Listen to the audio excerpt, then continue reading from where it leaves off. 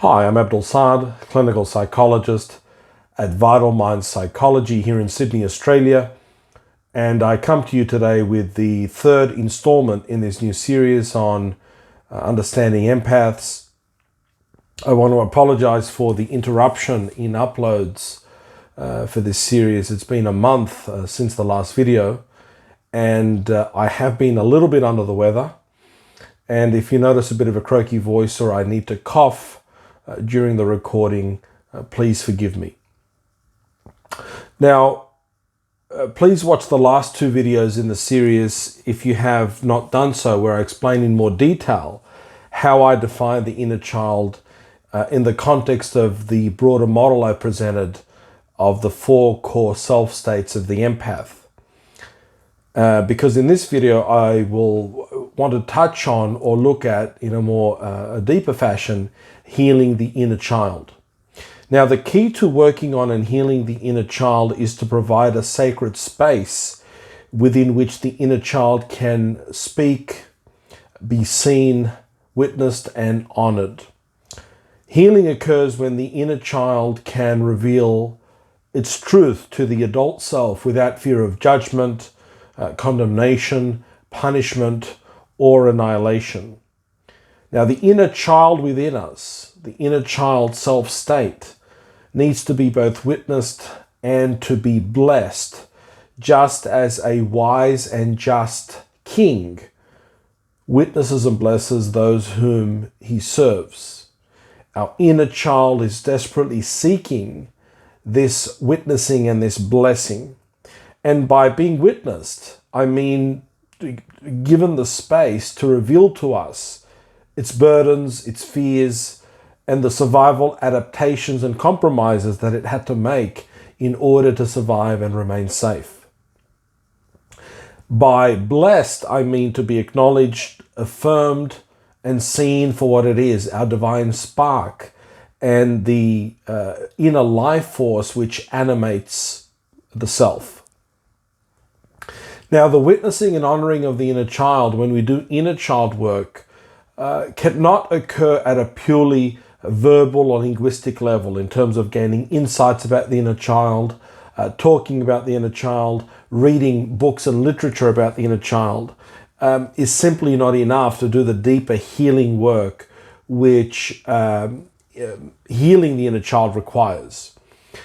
Now, inner child work requires a sacred space. And by sacred space, I mean a space which is quiet and free of distraction, a space that can contain the energy that the inner child work will produce, and a space which is imbued with solemnity. It must be dignified, sincere, and wholeheartedly accepting of whatever the inner child speaks. Otherwise, the inner child will not speak or will feel judged. Because when we're accessing the inner child as a key self-state, as I described in the last video on the empath's four core self-states, we are actually touching something deep within us, our core self, something about our essential nature, and this needs to be treated with the utmost of respect.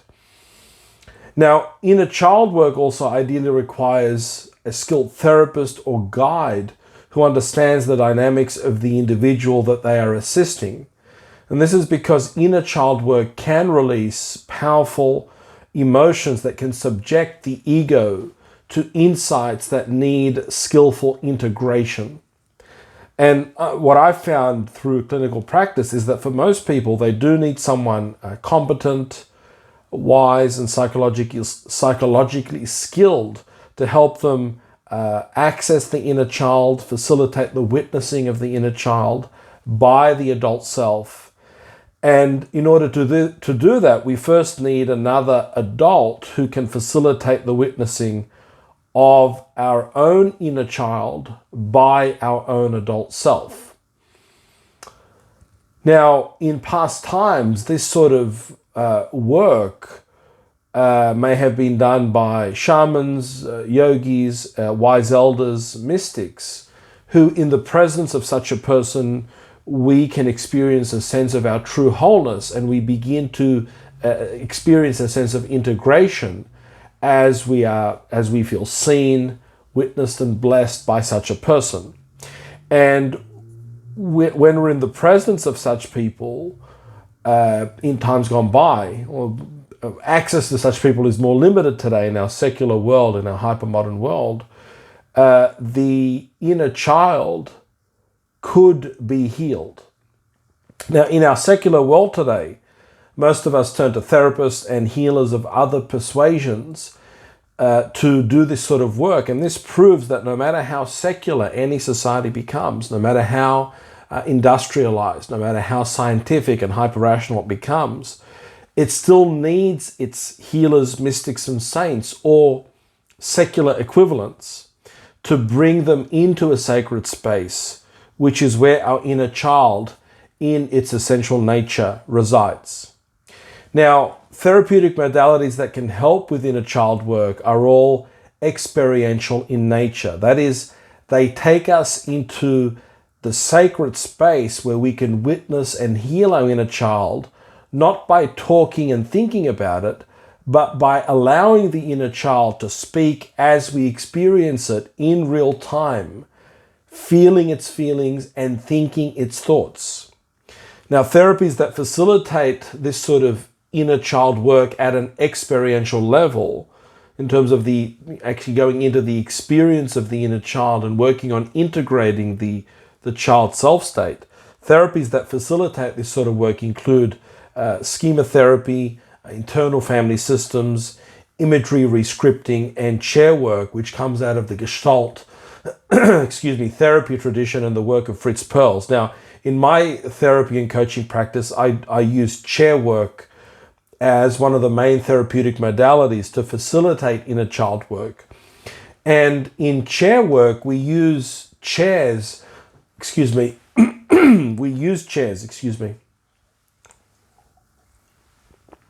use chairs to represent different self states. And when one sits in a particular chair, one takes on the energy and the voice that chair represents, and one begins to experience the thoughts, feelings, and energies of that particular self state. And it's amazing when this sort of work is done in a safe space with a skilled therapist, how quickly the inner child begins to speak, reveal its fears, perspectives, insights, and burdens to the witnessing adult self. And with chair work, different self states are accessed by shifting between different chairs.